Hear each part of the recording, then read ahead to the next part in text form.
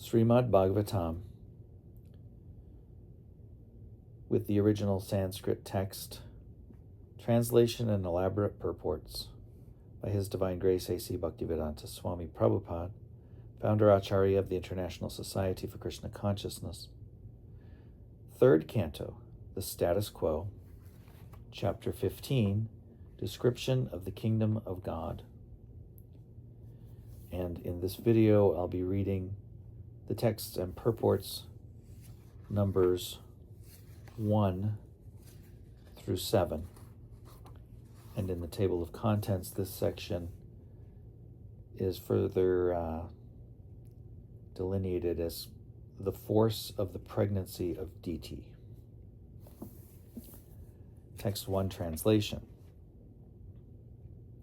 Sri Maitreya said, "My dear Vidura, Diti, the wife of the sage Kashyapa, could understand that the sons within her womb would be a cause of disturbance to the demigods.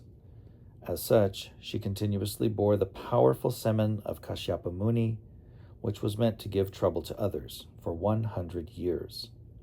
Purport. The great sage Sri Maitreya was explaining to Vidura the activities of the demigods, including Lord Brahma.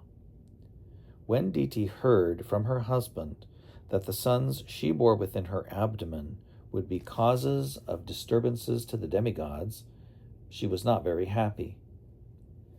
There are two classes of men, devotees and non-devotees. Non-devotees are called demons, and devotees are called demigods. No sane man or woman can tolerate the non-devotees giving trouble to devotees. Diti, therefore, was reluctant to give birth to her babies. She waited for 100 years so that at least she could save the demigods from the disturbance for that period. Text 2 translation. By the force of the pregnancy of Diti, the light of the sun and moon was impaired in all the planets, and the demigods of various planets, being disturbed by that force, asked the creator of the universe, Brahma, quote, "What is this expansion of darkness in all directions?" Unquote. Purport. It appears from this verse of Śrīmad Bhāgavatam that the sun is the source of light for all the planets in the universe. The modern scientific theory, which states that there are many suns in each universe, is not supported by this verse. It is understood that in each universe there is only one sun, which supplies light to all the planets. In Bhagavad Gita, the moon is also stated to be one of the stars. There are many stars, and when we see them glittering at night, we can understand that they are reflectors of light. Just as moonlight is a reflection of sunlight, other planets also reflect sunlight, and there are many other planets which cannot be seen by our naked eyes. The demoniac influence of the suns in the womb of Diti expanded darkness throughout the universe. Text 3 translation. The fortunate demigods said, "O Great One, just see this darkness, which you know very well, and which is causing us anxieties. Because the influence of time cannot touch you, there is nothing unmanifest before you." Purport. Brahma is addressed herein as Vibhu, and as the personality of Godhead. He is the Supreme Personality of Godhead's incarnation of the mode of passion in the material world. He is non-different in the representative sense from the Supreme Personality of Godhead, and therefore the influence of time cannot affect him.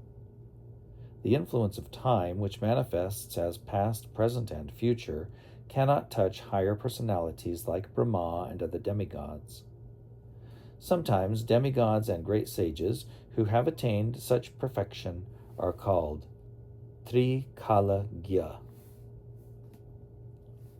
Text 4 translation. O God of the demigods, sustainer of the universe, head jewel of all the demigods and of the planets, you know the intentions of all living entities in both the spiritual and material worlds. Purport.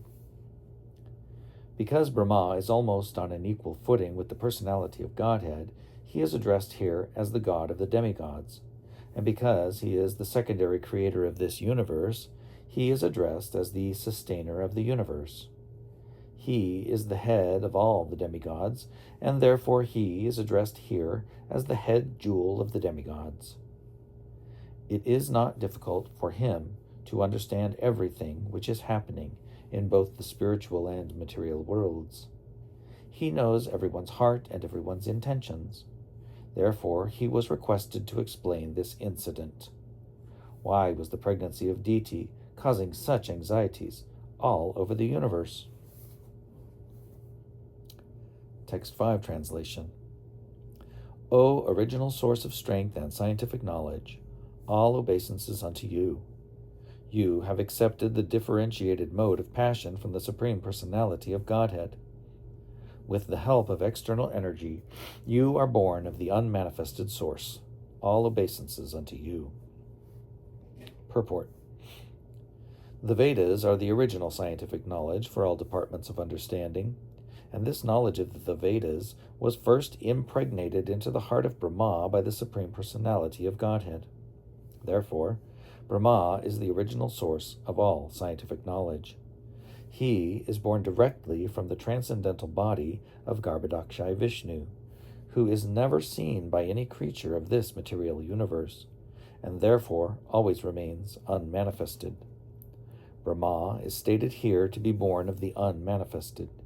He is the incarnation of the mode of passion in material nature, which is the separated external energy of the Supreme Lord. Text 6 translation. O Lord, all these planets exist within your self, and all the living entities are generated from you. Therefore, you are the cause of this universe, and anyone who meditates upon you without deviation attains devotional service. Text 7 translation. There is no defeat in this material world for persons who control the mind and senses by controlling the breathing process, and who are therefore experienced mature mystics. This is because by such perfection in yoga, they have attained your mercy. Purport. The purpose of yogic performances is explained here. It is said that an experienced mystic attains full control of the senses and the mind by controlling the breathing process. Therefore, controlling the breathing process is not the ultimate aim of yoga. The real purpose of yogic performances is to control the mind and the senses. Anyone who has such control is to be understood to be an experienced, mature mystic yogi. It is indicated herein that a yogi who has control over the mind and senses has the actual benediction of the Lord, and he has no fear. In other words, one cannot attain the mercy and benediction of the Supreme Lord until one is able to control the mind and the senses. This is actually possible when one fully engages in Krishna consciousness. A person whose senses and mind are always engaged in the transcendental service of the Lord has no possibility of engaging in material activities.